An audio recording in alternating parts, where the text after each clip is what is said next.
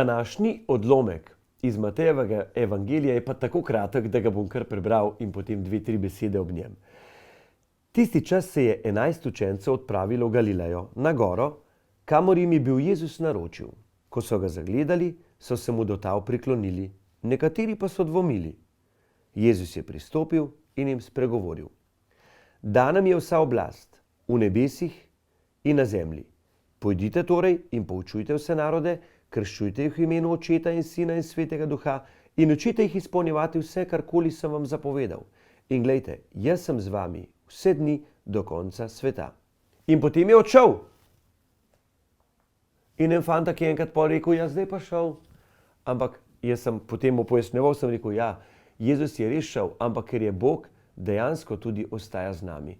Zakaj si upam to trditi? Zato, ker poznam kar nekaj primerov, ko so ljudje k Jezusu molili, ga prosili in je Jezus to uslišal. Evo, recimo, povem samo en primerček.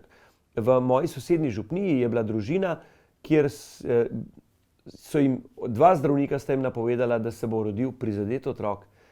Mama je šla potem k duhovniku, da jo je mazilil, molil nad njo, rodil se je zdrav otrok.